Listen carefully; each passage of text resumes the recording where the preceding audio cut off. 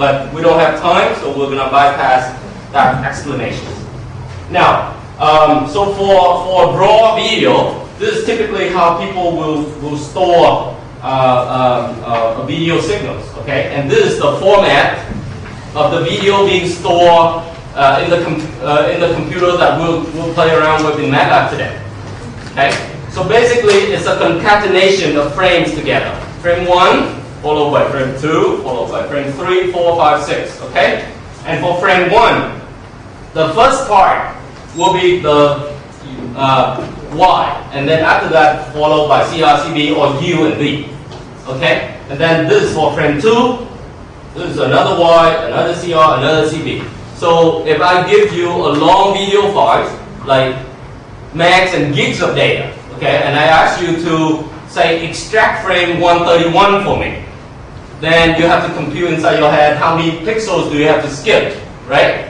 And then you go here, you read this guy out, and then you start reading these guys out, you store it into a matrix, and then you display, okay? So that is how people store raw video, okay? Now, the resolution, by resolution I mean the size of the frame, okay? So there are several popular sizes, okay, that are typically used in practice. What we have for you to play around with is mainly CIF or CIF or QCIF. Okay, QCIF is a very small video format. The resolution is 176 by 144. It's meant for your cell phone. Okay, we don't have a lot of resolution to display anyway, so we're gonna play this. Okay, but it's good enough for us to really, you know, see what's going on and, you know, check out just the very fundamental data.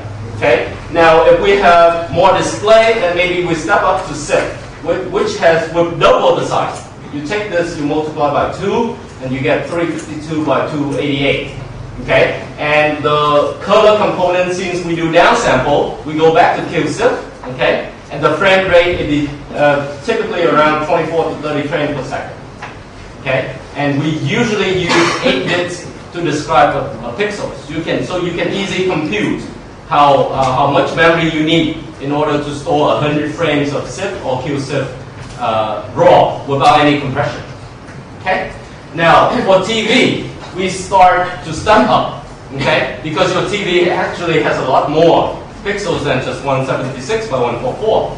So usually about 500 something lines of resolutions. Okay.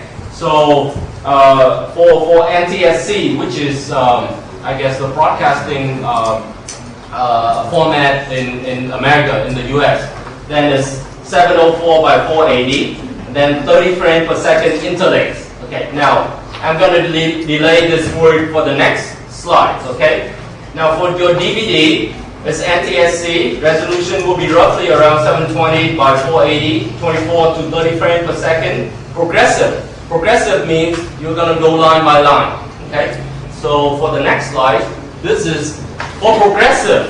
Okay, the scan line will go line 1, then line 2, then line 3, then line 4. Okay, just continuously. So you need a very fast scan rate. Okay, for interlace, you do it in 2 fields. There's an odd and even, like this. Okay, so first you update the odd field, then you update the even field. Okay, so if you do effectively, you reduce the scan rate. Okay, because you have 2 components and they work independently.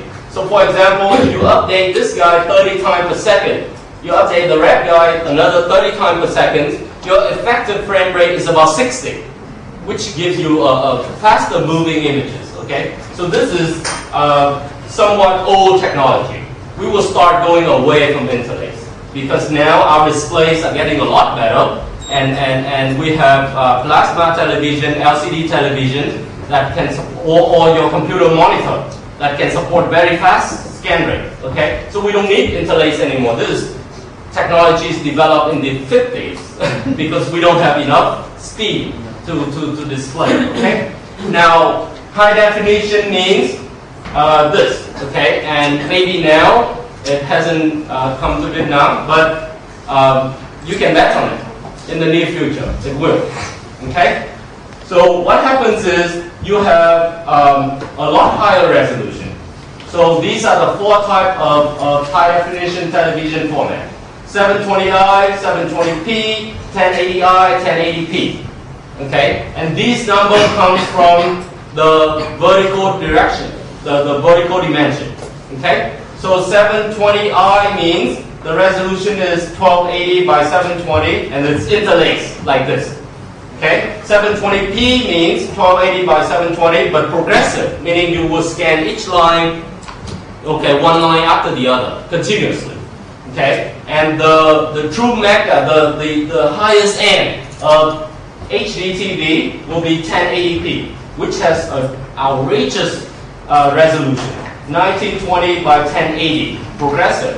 And imagine if you have to do this with 30 frames per second, without compression, nothing is going to work. Okay? So that's why we worry so much about video coding.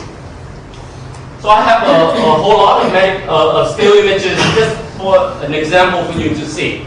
These are very popular images that we use in research every day, and you will get a chance to play around with them in our MATLAB assignments. Okay, so it can be portraits of nice-looking people. Okay, it can be landscape.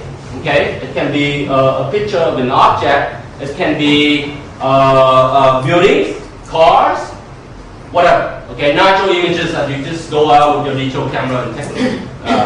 Now the second line comes from images that might be not as popular as the first one, because you certainly cannot just take your regular digital cameras and be able to capture these things. Okay, so this is a fingerprint image.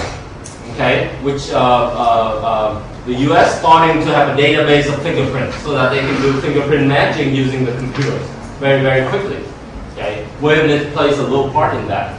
Okay, this is a satellite image. This is a medical image, and this might be an infrared image that is not, that is barely visible. Okay, this is for security purposes. Okay, so heart is going to show up red, for example.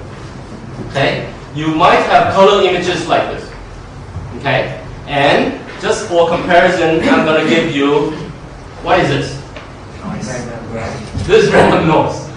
Okay, and obviously, so just take a look at this. Okay, these are images that we actually encounter in practice, and this is random noise.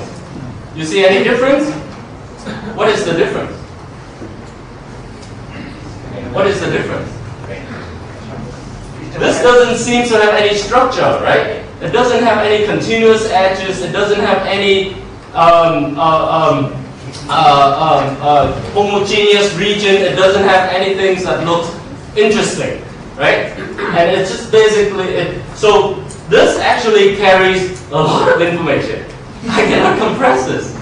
Okay? I cannot compress this because I cannot predict anything. I cannot predict anything. But here, I can do something interesting. Because if I'm here, then I know that, hey, wait a minute. A lot of the pixels around me are also purple. Okay? So that is how we do compression. Okay? And that's going to be, in the next few slides, we will talk about random versus deterministic, okay? And in information theory, this is the predictability of an image, the uncertainties, actually carries a lot of information. Very intuitive, right?